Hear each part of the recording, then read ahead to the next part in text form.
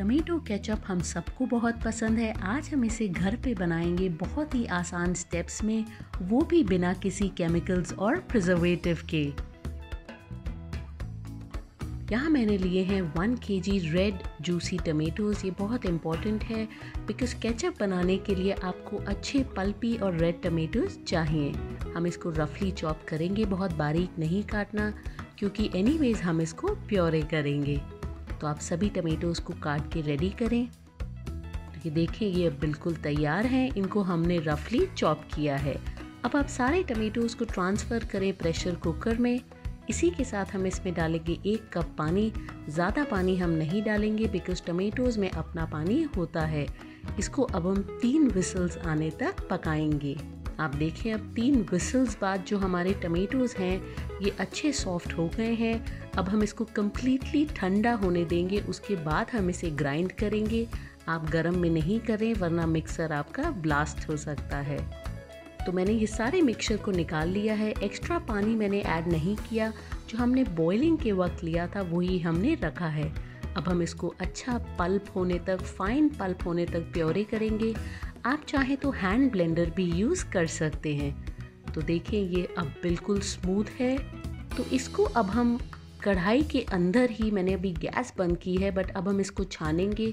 ये अगेन बहुत इम्पॉर्टेंट है बिकॉज हम नहीं चाहते कोई बीज हो या एक्स्ट्रा कोई फाइबर हो जो इस टमेटो केचप में आए।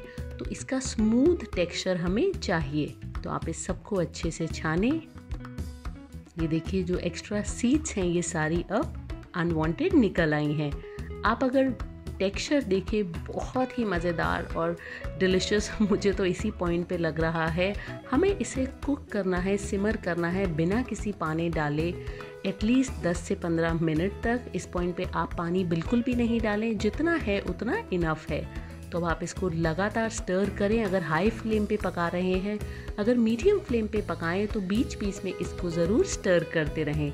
मैं आपको अब 15 मिनट बाद दिखाऊंगी इसका टेक्सचर। आप देखें, ये अब काफ़ी थिक हो चुका है। साइड्स को भी आप ज़रूर स्क्रैप करते रहें।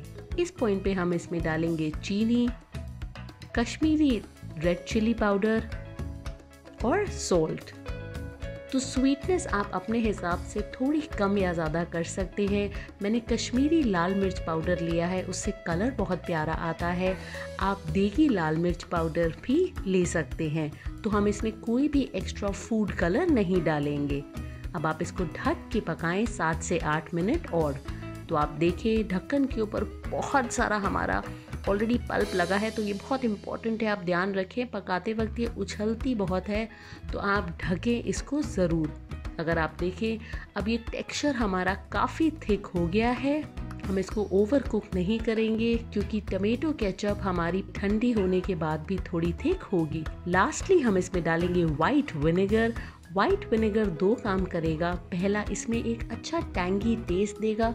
दूसरा, एज अ प्रिजर्वेटिव काम करेगा। तो हमारी केचप 6 महीने तक बिल्कुल ठीक रहेगी। अब ढक के हम इसे 2 मिनट और पकाएंगे। तो अब आप देखें, बबल्स इसमें अच्छे आ रहे हैं, टेक्सचर बिल्कुल थिक हो चुका है। ये ऑलमोस्ट हमारी डन है। ये चेक करने के लिए कि इसका टेक्सचर बिल्कुल परफेक्ट है या नहीं, हम इसको टेस्ट करेंगे। तो आप थोड़ी सी केचप लें, एक प्लेट में डालें और फिर जब आप प्लेट को टिल्ट करेंगे तो पानी नहीं निकलना चाहिए साइड से। तो ये आप देखें, ये बिल्कुल परफेक्ट है। अब केचप को आप कंप्लीटली ठंडा होने दें, उसके बाद ही हम इसको स्टोर करेंगे।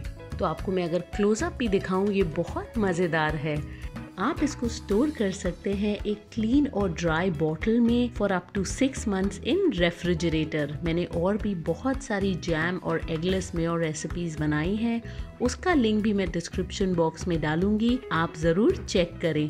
अगर आप चाहते हैं मैं और कोई आपकी फेवरेट केचप रेसिपी या सॉस रेसिपी बनाऊं तो वो भी मुझे ज़रूर बताएं। अगर आपको आज की ये रेसिपी पसंद आई है तो मेरे चैनल को ज़रूर सब्सक्राइब करें और बेल आइकन को दबाएं, क्योंकि आगे भी मैं बहुत सारी डिलिशियस रेसिपीज़ आपके लिए लगातार लाती रहूँगी।